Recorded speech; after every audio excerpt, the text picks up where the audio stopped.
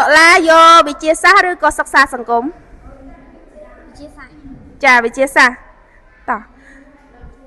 តើទឹកដែលដាំពុះហើយទុកចោល2 ទៅ 3 ថ្ងៃជាទឹកដូចម្ដេចជំរាបអ្នកគ្រូទឹកដែលដាំពុះហើយទុកចោល2 3 ថ្ងៃគឺជាទឹកមិនស្អាតមានពណ៌និងមានមេរោគចាត្រូវអត់តោះតាក់ដៃមួយសិក្សាសង្គមយកវិជាសាស្ត្រចាអញ្ចឹងវិជាសាស្ត្រ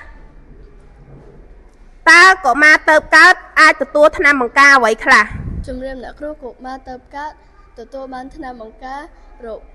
2មានដូចជារោគបេងនិងរលាកថ្លើមប្រភេទ B ចាត្រូវអត់តោះតាក់ដៃមួយត្រៀមខ្លួនហើយនៅហើយអ្នកគ្រូតោះយកវិជាសាស្ត្រឬក៏សិក្សាសង្គមខ្ញុំយកសិក្សាសង្គមអ្នកគ្រូចាអញ្ចឹងសិក្សាសង្គមតើការអោនលំទោនមានកាយវិការដូចម្ដេចខ្លះជំរាបអ្នកគ្រូការអោនលំទោនមានកាយវិការដូចជាការគោរពការសំពះជំរាបសួរការសំពះជំរាបលាការចាប់ដៃការអរគុណការមិនរំខានគ្នាការចេះជួយគ្នាការសំពះព្រះសង្ឃចាអរគុណត្រឹមត្រូវតើនិកាយកអីគេសិក្សាសង្គមឬក៏វិជាសាស្ត្រខ្ញុំយកវិជាសាស្ត្រចាវិជាសាស្ត្រតើភ្នាក់ងារបញ្ជូនលំអងកេសរឈ្មោលមានអ្វីខ្លះជំរាបអ្នកគ្រូភ្នាក់ងារបញ្ជូនលំអងកេសរឈ្មោលមានដូចជាឃ្មុំមេអំបៅខ្យល់ដៃ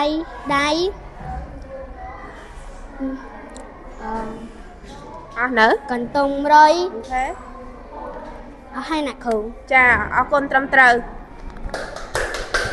ឬក៏សិក្សាសង្គមវិជាសាស្ត្រអ្នកគ្រូចាទី1ដូចម្ដេចដែលហៅថាវ៉ាក់សាំងជំរាបអ្នកគ្រូដែលហៅថាវ៉ាក់សាំងគឺជាសារធាតុផ្ទុកមេរោគងាប់ឬខ្សោយចាំបញ្ចូលទៅក្នុងរាងកាយដើម្បីបង្កើតភាសាសកម្មប្រឆាំងនឹងជំងឺចាត្រឹមត្រូវអរគុណដូចម្ដេចដែលហៅថាអាហារូបត្ថម្ភតើក្រុមអាហារូបត្ថម្ភទាំងនោះមានអ្វីខ្លះជំរាបអ្នកគ្រូដែលហៅថាអាហារូបត្ថម្ភគឺជាអាហារទាំងឡាយណាដែលផ្ដល់សារធាតុចិញ្ចឹមដល់រាងកាយរបស់យើងក្រុមបណ្ដាអាហារូបត្ថម្ភទាំងអស់មានដូចជាអាហារការពារអាហារសាងសង់អាហារធម្មពលអ្នកគ្រូចាអរគុណត្រឹមត្រូវអ្នកគ្រូសុំសួរសិក្សាសង្គមមួយដូចម្ដេចដែលហៅថាសិទ្ធជំរាបអ្នកគ្រូដែលហៅថាសិទ្ធគឺជាអ្វីដែលមនុស្សគ្រប់រូបត្រូវតែមានជាចាំបាច់ដើម្បីរស់នៅឲ្យសមរម្យនិងមានតម្លៃជាមនុស្សចាអរគុណត្រឹមត្រូវអរគុណអ្នកគ្រូតើគ្រោះថ្នាក់នៃឆ្អឹងបណ្ដាមកពីអ្វីខ្លះជំរាបប្រសាទអ្នកគ្រូឆ្អឹង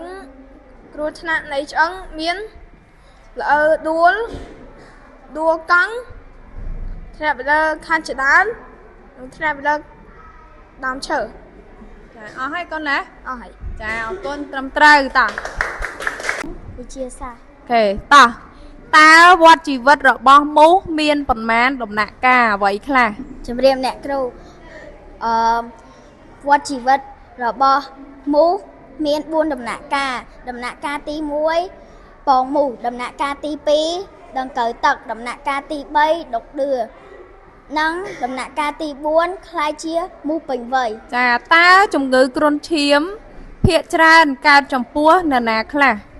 ជំរាបអ្នកគ្រូជំងឺគ្រុនឈាមច្រើនកើតជំងឺចំពោះកុមារក្រោមអាយុ17ឆ្នាំចាត្រឹមត្រូវអរគុណគុណសង្គមវិទ្យាសាស្ត្រតោះតើផ្កានីមួយផ្គុំឡើងពីអ្វីខ្លះជំរាបអ្នកគ្រូផ្កានីមួយផ្គុំឡើងតងផ្កាត្របកស្រទាប់កញ្ចុំកេសរញីនិងកញ្ចុំកេសរឈ្មោះចាត្រឹមត្រូវអរគុណវិការកូនយកសំណួរអ្វីថាសង្គមតើគេប្រារព្ធពិធីបុណ្យទិវាសិទ្ធិកុមារអន្តរជាតិនៅថ្ងៃណាខែណាជំរាបអ្នកគ្រូគេគោរពទិវាកុមារនៅថ្ងៃទី1ខែមិថុនាចា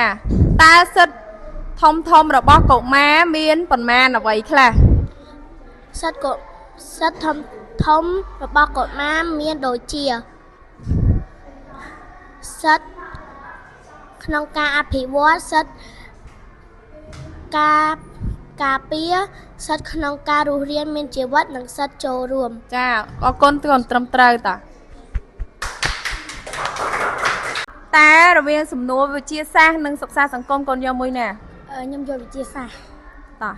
ដើម្បីបង្ការជំងឺគ្រុនឈាមតើយើងត្រូវធ្វើដូចម្ដេចខ្លះ ជំរាបអ្នកគ្រូដើម្បីបង្ការជំងឺគ្រុនឈាមយើងត្រូវកៃក្នុងមុងជ្រលក់ថ្នាំកោសឆ្កៀប្រៃនៅគៀនផ្ទះសម្អាតកន្លែងដក់ទឹកចិញ្ចឹមត្រីក្នុងពាងឬអាងទឹកការពារសត្វប្រចៀវនិងសត្វកន្ទុំរួយព្រោះវាជាភ្នាក់ងារសម្រាប់សត្វមូស ចាត្រឹមត្រូវកូនអរគុណ អ្នកគ្រូ តើសាច់ដុំភ្ជាប់ទៅនឹងឆ្អឹងដោយសារអ្វី ជំរាបអ្នកគ្រូដោយសារសរសៃពួរ ចាតើសាច់ដុំមានប៉ុន្មានប្រភេទអ្វីខ្លះ មានពីរប្រភេទដូចអឆន្ទៈនិងឆន្ទៈ អូខេតើរុក្ខជាតិមានប៉ុន្មានក្រុមអ្វីខ្លះ ជំរាបអ្នកគ្រូរុក្ខជាតិមាន2ក្រុមគឺរុក្ខជាតិ monocotyledon និងរុក្ខជាតិ dicotyledon ចាកូនរករុក្ខជាតិប្រភេទ monocotyledon ឲ្យបានចំនួន3តោះ ជំរាបអ្នកគ្រូគឺស្រូវដើមដូងពោត ចាអរគុណតើរុក្ខជាតិ dicotyledon មានអ្វីខ្លះចូលរកឲ្យបានចំនួន3 មានដើមស្វាយមានដើមចន្ទីដើមកំពេញរាជ ចាត្រឹមត្រូវអរគុណកូន